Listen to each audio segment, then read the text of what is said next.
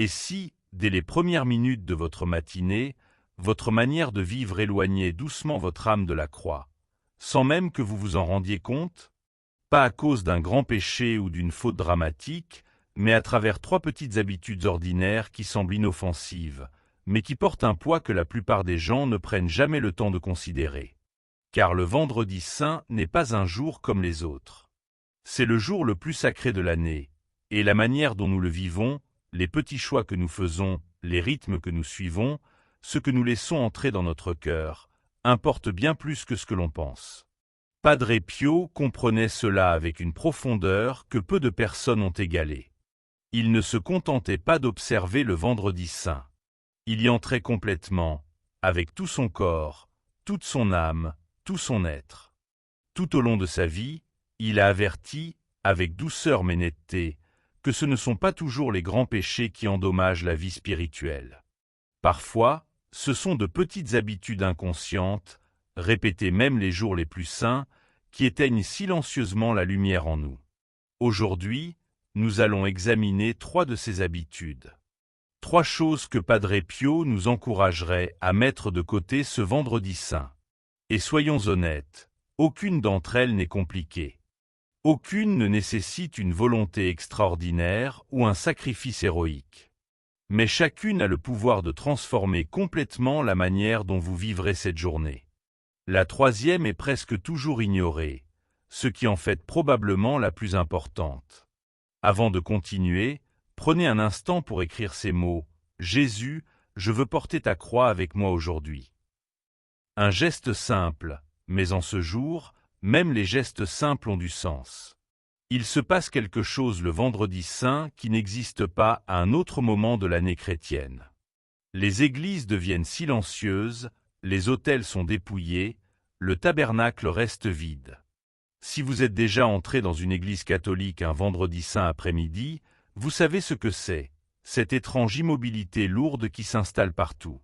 Ce n'est pas un silence inconfortable, mais un silence qui a un sens. Padre Pio a vécu toute sa vie dans cette orientation vers le silence. Ceux qui le connaissaient, qui le servaient à San Giovanni Rotondo, décrivaient comment il devenait encore plus retiré, plus intérieur, plus immobile le vendredi saint. Comme si le poids du jour pesait sur lui non seulement spirituellement, mais physiquement. Et nous savons que c'était le cas, car Padre Pio portait les blessures du Christ dans ses propres mains, pieds et côtés. Chaque vendredi saint n'était pas pour lui un simple souvenir, mais une participation réelle. La plupart d'entre nous ne vivront jamais ce que Padre Pio a vécu, mais cela ne signifie pas que ce jour n'a rien à nous offrir. Au contraire, le vendredi saint est une invitation, une porte ouverte, un moment où la distance entre notre vie ordinaire et le mystère de la croix devient plus mince que presque à tout autre moment de l'année. La question est, franchissons-nous cette porte, ou nous en éloignons-nous sans même nous en rendre compte? C'est ce dont parlent ces 3 habitudes, non pas la culpabilité, non pas la condamnation, mais la conscience. La conscience tranquille et honnête que Padre Pio encourageait toujours, car il savait que nous ne pouvons pas changer ce que nous ne voyons pas d'abord. Première habitude, avez-vous déjà réfléchi à ce que le tout premier geste du matin dit de l'état de votre cœur? La plupart d'entre nous savent déjà la réponse. Le réveil sonne, ou nous nous réveillons, et parfois avant même d'avoir ouvert les yeux, notre main se dirige vers le téléphone. Cela devient si automatique que cela ne semble même plus un choix. Sur un mardi ou un jeudi ordinaire, cette habitude peut sembler anodine. Mais le vendredi saint, Padre Pio comprenait quelque chose que beaucoup ont oublié. Les premiers instants du matin sont sacrés. Non à cause d'une règle externe, mais parce qu'ils sont réellement. Un moment où l'âme est particulièrement ouverte et réceptive, proche de quelque chose de plus profond que la surface de la vie quotidienne. Si les premières images que vos yeux voient sont des notifications, messages et réseaux sociaux, votre âme est immédiatement tirée vers l'extérieur, dans le rythme du monde, avant même de s'installer dans le rythme du jour. Le rythme du vendredi saint, c'est celui de la passion, le mouvement lent, lourd et irréversible du Christ vers le calvaire. Ce n'est pas un rythme que l'on peut ressentir en faisant défiler un écran. Padre Pio disait qu'une âme qui néglige la prière le matin est comme un soldat qui part au combat sans ses armes. Le premier acte de la matinée le vendredi saint n'est pas seulement une préparation pratique, c'est un acte d'amour. C'est dire « je sais quel jour c'est, je sais ce qui s'est passé, et je veux commencer ce jour près de la croix, pas loin d'elle ». La pratique est simple. À votre réveil, avant de toucher au téléphone ou de vérifier quoi que ce soit, faites le signe de croix, prenez un moment, respirez, et si vous avez un crucifix à proximité, regardez-le. Offrez ces premiers instants au Christ. Une prière courte et sincère suffit. Seigneur, je veux être présent à toi aujourd'hui. C'est plus qu'assez. Car à ce moment précis, vous choisissez consciemment de commencer votre vendredi saint face à la croix plutôt qu'à un écran. Et ce choix, fait dès la première minute, influencera toutes les heures qui suivent. Deuxième point, le son. Pensez à ce que votre maison entend en temps normal. Télévision, musique, notifications, enfants, conversation. Rien de tout cela n'est mauvais en soi. Mais le vendredi saint n'est pas un jour ordinaire. Les églises, dans leur sagesse ancienne, retirent presque tout. La musique cesse, les cloches se taisent, les orgues s'arrêtent. Non parce que ces sons sont mauvais, mais parce que leur absence crée un espace où quelque chose d'autre peut être entendu. Quelque chose d'intérieur, subtil et profondément réel. Padre Pio vivait dans un environnement de récollection profonde. Le couvent de San Giovanni Rotondo n'était pas silencieux au sens monastique. Il y avait des pèlerins, des confessions, du mouvement constant. Et pourtant, ceux qui l'observaient de près remarquaient qu'il portait une forme de silence intérieur partout où il allait. Une immobilité au centre de son être que le bruit extérieur ne pénétrait jamais complètement. Il disait « Le silence est le langage de l'âme qui a trouvé Dieu ». Le vendredi saint, votre maison n'a pas besoin de devenir un monastère, mais réfléchissez. Quelle musique laissez-vous entrer aujourd'hui? Quel genre de son remplit les pièces où vit et respire votre famille le jour le plus solennel de l'année chrétienne? Si le bruit de fond de votre vendredi saint ressemble à celui de n'importe quel autre jour, playlist entraînante, télévision, stimulation constante du divertissement numérique, alors quelque chose d'essentiel dans ce jour est progressivement étouffé. Pas de manière dramatique, pas d'une façon que l'on remarque facilement. Mais au fil des heures, l'esprit du jour s'évapore. Et vous arrivez au soir sans jamais l'avoir vraiment ressenti. Une femme, grand-mère d'une petite ville de Pennsylvanie rurale, a raconté quelque chose qui l'a marquée pendant des décennies. Elle se souvenait que, dans son enfance, le vendredi saint à la maison était immédiatement reconnaissable dès le réveil. Non pas parce que ses parents faisaient de grandes annonces ou imposaient des règles strictes, mais simplement parce que la maison était différente. Plus calme. La radio restait éteinte. Sa mère se déplaçait plus lentement dans la cuisine. Il y avait quelque chose dans l'air que même un enfant pouvait sentir. Une sorte de respect qui n'avait pas besoin d'être expliqué. Elle expliquait que, adulte, elle avait vécu de nombreux vendredis saints qui semblaient corrects à l'extérieur, mais qui étaient creux à l'intérieur. Et elle attribuait ce vide en grande partie au bruit, au fait qu'elle n'avait jamais appris à protéger le silence de ce jour.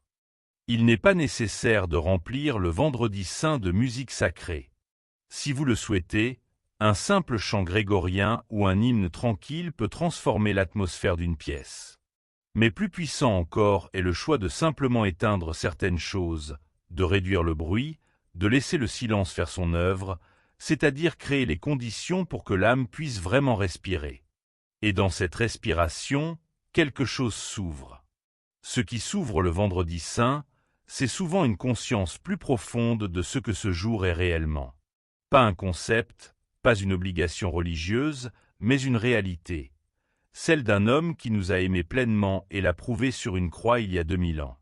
Maintenant, venons à la troisième chose, celle qui est souvent la plus importante et la plus négligée. Ne laissez jamais passer le vendredi saint sans poser un geste concret de sacrifice. Attention, il ne s'agit pas d'une grande pénitence, ni de punition, ni de gagner quelque chose. Il s'agit de quelque chose de simple et profondément humain. Une réponse. La passion du Christ n'est pas une idée ou un concept théologique à analyser. C'est un acte total, coûteux et concret d'amour. Le Christ n'a pas seulement parlé d'amour le vendredi saint, il a démontré de la manière la plus tangible, physique et irréversible. Il a tout donné, rien ne fut retenu. Quand vous contemplez cela vraiment, votre âme est poussée à répondre, non par obligation, mais parce que l'amour véritable suscite toujours l'amour en retour. Padre Pio le disait souvent, « La vie chrétienne n'est pas d'abord une question de savoir les bonnes choses ou de dire les bonnes prières. Il s'agit d'union avec le Christ, y compris union avec sa souffrance. Et cette union ne se vit pas passivement. Elle nécessite parfois un don, quelque chose qui nous coûte, même peu. Même le plus petit sacrifice, offert avec sincérité, devient une forme de prière. Et le vendredi saint, cette prière a un poids particulier, car elle est offerte en union avec le plus grand acte de don de soi que le monde ait jamais vu. Concrètement, cela peut être presque n'importe quoi. Se lever 15 minutes plus tôt pour prier en silence, choisir de ne pas grignoter, mettre de côté quelque chose que l'on apprécie, un programme, une tasse de café, un petit confort, comme geste de solidarité avec la souffrance du Christ, ne pas répondre à quelqu'un qui vous irrite, manger un repas plus simple, passer du temps devant un crucifix alors que vous préféreriez être ailleurs. Aucun de ces gestes n'est spectaculaire, et c'est précisément le but. Padre Pio se méfiait des démonstrations de spiritualité. Les gestes qu'il valorisait le plus étaient ceux silencieux, entre l'âme et Dieu, sans témoin, sans applaudissements. Même un petit geste sincère le vendredi saint produit un changement intérieur. Le jour cesse d'être quelque chose que l'on observe à distance et devient quelque chose que l'on vit réellement. La passion cesse d'être une histoire et devient une réalité à laquelle votre corps et vos choix participent, même modestement. Et cette participation change la manière dont vous vivez ce jour, et même les jours suivants. Un jeune homme racontait qu'il avait grandi dans une famille catholique pratiquante, mais avait toujours vécu le vendredi saint comme quelque chose d'extérieur, observé par l'Église, auquel il assistait sans jamais le ressentir. Un jour, sur un coup de tête qu'il ne pouvait expliquer, il décida de jeûner complètement du réveil jusqu'à 15 heures, l'heure traditionnelle de la mort du Christ. Ce n'était pas facile. Vers 10 heures, il avait faim et était distrait, et se sentait un peu ridicule. Mais vers 14 heures, quelque chose changea. La faim, ce petit inconfort, devint un fil qui le reliait à quelque chose de plus grand que lui. Pour la première fois, le vendredi saint devint réel, et non simplement observé. C'est ce à quoi Padre Pio invitait, non pas souffrir pour souffrir, mais accepter de donner quelque chose en retour, si petit soit-il, comme manière d'exprimer « Je sais ce que tu as donné, et je veux donner quelque chose en retour ». 3 habitudes, 3 comportements ordinaires et silencieux que la plupart des gens négligent le vendredi saint. Prendre le téléphone avant de se tourner vers Dieu. Remplir la journée de bruit qui étouffe le silence nécessaire. Laisser passer les heures sans aucun geste concret et intentionnel d'amour. Aucun de ces gestes ne relève d'une crise spirituelle majeure. C'est exactement pourquoi Padre Pio nous mettait en garde. Les grandes fautes sont visibles, mais ce sont souvent ces petites habitudes qui éloignent silencieusement l'âme de la croix.